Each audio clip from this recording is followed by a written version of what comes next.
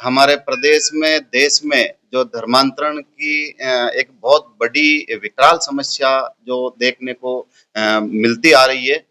उसी के तहत हमारे अजमेर जिले में भी जिस प्रकार से जो गरीब और भोले वाले जो लोग हैं, चाहे उनको शिक्षा के नाम पे हो या उसको गरीबों को जो जादू टोना टोटकों के नाम के ऊपर धर्म परिवर्तन किया जा रहा है, किसी को शिक्षा में प्रवेश दिलाने के नाम पे धर्म परिवर्तन करवाया जा रहा है, तो एक बहुत बड़ी गंभीर समस्या है। और इसमें जो गरीब, आर्थिक रूप से पिछड़े हुए लोग हैं या अशिक्षित लोग हैं, और जिस प्रकार से जो पिछड़ी समाज के लोग हैं, उनको लालचवश या उनको कोई चमत्कार के नाम पे या किसी को भय के नाम डाल करके और जो जबरन धर्म परिवर्तन करवाया जा रहा है, बच्चियों का जो शादी विवाह करवा के जो धर्म परिवर्तन करवाया जा रहा है, तो इसको लेकर के जो राजस्थान विधानसभा में जो धर्मांतरण बिल लेकर जो आए हैं, उनके तहत मैं मुख्यमंत्री जी का, राजस्थान सरकार का और विधानसभा अध्यक्ष जी का भी मैं धन्यवाद देता हूँ। क्योंकि कोई भी धर्म हो, अब जिस धर्म में आदमी पैदा होता है और उसके बाद में फिर उसको लालचवश या भय में या चमत्कार के नाम पे जो धर्म परिवर्तन करवाया जा रहा है,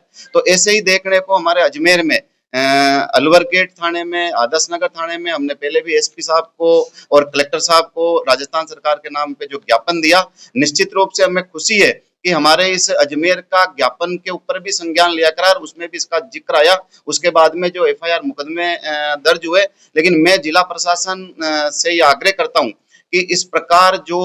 मुकदमे तो दर्ज कर लिए, लेकिन उनके ऊपर कठोर कार्रवाई करे और जो आजीवन कारावास तक की इसमें सजा दी है और 50 लाख तक का जुर्माना इसमें दिया है, ताकि इस प्रकार जो धर्मांतरण करने के पहले कलेक्टर साहब की भी अनुमति लेनी होगी और वहां भी उनकी बयान दर्ज होंगे। तो इस प्रकार जो इसको कठोर कानून बनाया, इससे निश्चित रूप से ये जो अवैध गतिविधियां और अवैध रूप से जो धर्मांतरण है उस पर रोक लगेगी और भोले वाले गरीब जो चमत्कार के नाम पे या आर्थिक रूप में या शिक्षा में या शादी विवाह में जिस प्रकार से ये जो इनका दुरुपयोग होता था, वो दुरुपयोग रुकेगा। आज प्रबुद्ध जनों की जो एक बैठक करके आप मीडिया से भी हम यही कहेंगे कि इस प्रकार इन पे रोक लगाई जानी चाहिए और इस प्रकार की जो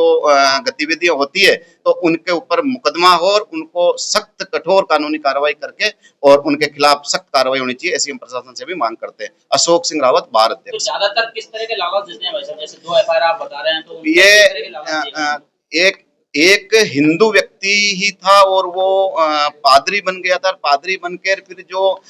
गरीब लोग होते हैं, उन गरीब लोगों को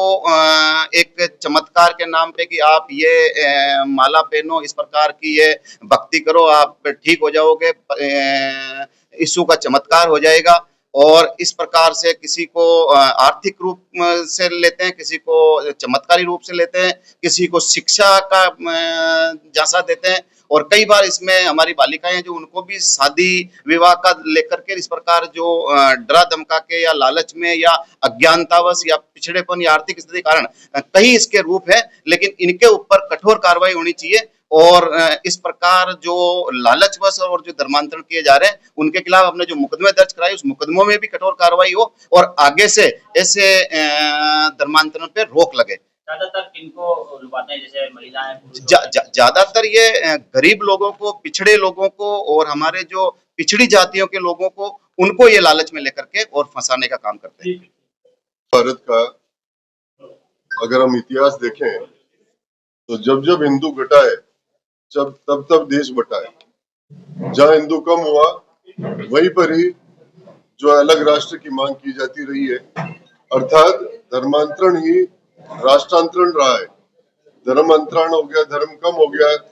सनातन जहाँ पर कम हो गया तो वहाँ अलग राष्ट्र की मांग की जाती रही है। उसी षड्यंत्र के तहत अफगानिस्तान, पाकिस्तान, बांग्लादेश जैसे कई हमारे अखंड भारत के अंग काट दिए गए। वो षड्यंत्र आजादी के बाद भी निरंतर जारी है और विदेशी ताकतों के इशारों पर हमारे जो निर्धन, अभावग्रस्त, गरीब, असहाय और ऐसे जो व्यक्ति जिनको हम अनुसूचित जाति जनजाति कहते हैं, उनकी मजबूरियों का फायदा उठाकर निरंतर उनको धर्मांतरण के लिए धकेला जा रहा है और इसको लेकर लंबे समय से इस प्रकार का एक कठोर कानून बनाने की मांग हमारे द्वारा और सनातन द्वारा की जाती रही है, संतों द्वारा की जाती रही है, प्रबुद्ध जनों द्वारा की जाती रही है। इसको लेकर एक ऐतिहासिक कानून 9 सितंबर को हमारी विधानसभा द्वारा पारित किया गया। ये ऐतिहासिक कानून, ये जितने भी जबरन धर्मांतरण के ये जो कार्रवाइयां की जा रही है, ये जो शक्तियां इसमें जुटी हुई है, ये जो शक्तियां लगी हुई है, उन पर एक बहुत बड़ा एक आघात होगा। ये इस प्रकार का जो एक बहुत अच्छा एक विधेयक हमारी विधानसभा द्वारा, हमारे मुख्यमंत्री द्वारा, हमारे विधि मंत्री जोगाराम जी पटेल के विशेष प्रयासों द्वारा जो विधानसभा में पारित किया है, इसके तहत हम उन सभी का आभार प्रकट करते हैं, उनका धन्यवाद प्रकट करते हैं कि जो सम्राट पृथ्वीराज चौहान की ये धरती है, इस पर जो धर्मांतरण का खेल चल रहा है, हमारे राजस्थान में जो धर्मांतरण का खेल चल रहा है, वो खेल अब बेनकाब होगा और इसके पीछे लगी हुई ये षड्यंत्रकारी शक्तियां, ये जो है सलाखों के पीछे पहुंचेगी। ये कठोर कानून का हम बहुत ही हृदय से स्वागत करते हैं। कई थानों में पादरियों के खिलाफ मुकदमे दर्ज है, पर उन पादरियों की अभी गिरफ्तारी जिस प्रकार से जी मैम, हाँ बताइए। देखिए, जिस प्रकार ये धर्म परिवर्तन का मामला, ये बहुत गंभीर मामला है, ये बहुत छोटी बात नहीं है। जिस प्रकार ये एक लाइलाज बीमारी बन चुकी है, पूरे देश में फैलती जा रही है और छोटे-छोटे कस्बों से शुरू होकर ये पूरे क्षेत्रों में फैल रही है और हमारे देश को नष्ट करने में इसका पूरा हाथ है। जिस प्रकार छोटे और गरीब लोगों को, उनके दिमाग को ये लोग किस तरीके से हैक करते हैं और उसके बाद उनके धर्म परिवर्तन में इनका पूरा हाथ होता है। हिंदुओं को सबसे पहले टारगेट करते हैं, गरीबों को टारगेट करते हैं, छोटी बच्चियों को टारगेट करते हैं, यही इनका सबसे बड़ा मोटिव है। और इसी के थ्रू ये क्या करते हैं, अपने हिंदू धर्म से ये लोग क्रिश्चियनिटी में कन्वर्ट करते हैं। कई लोग तो इन्होंने अपने पूरे परिवारों को हिंदू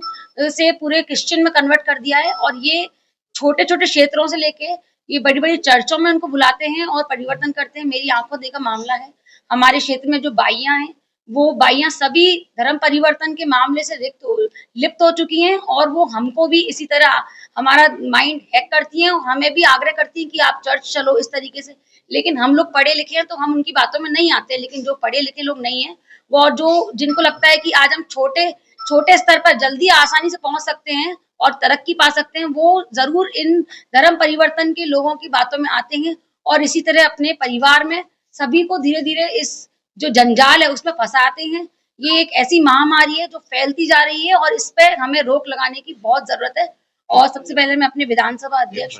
इसकी एफआईआर हम लोग जरूर, मैं चाहती हूँ जो अभी जो 2 केस अभी जो आए हैं हमारे अजमेर से, मैं चाहती हूँ कि इनके खिलाफ एफआईआर दर्ज हो और उन दोनों पादरियों को गिरफ्तार किया जाए। और मैं इसके लिए अपने माननीय विधानसभा अध्यक्ष देवनानी जी का भी बहुत धन्यवाद करती हूँ, जिस प्रकार उन्होंने अभी विधानसभा में इसका बिल पास करा और इसके खिलाफ कार्रवाई करने की सख्त आदेश दिए हैं। और अजमेर में जो अभी ये जो कांड हुए हैं दोनों, जो धर्म परिवर्तन के, इसमें अभी से अगर रोक लगाई जाएगी तभी जाके हम लोग धीरे-धीरे आगे लोगों को बढ़ावा नहीं मिले तो उन पादरियों को जल्द से जल्द गिरफ्तारी हो, ये हम सभी आग्रह करते हैं।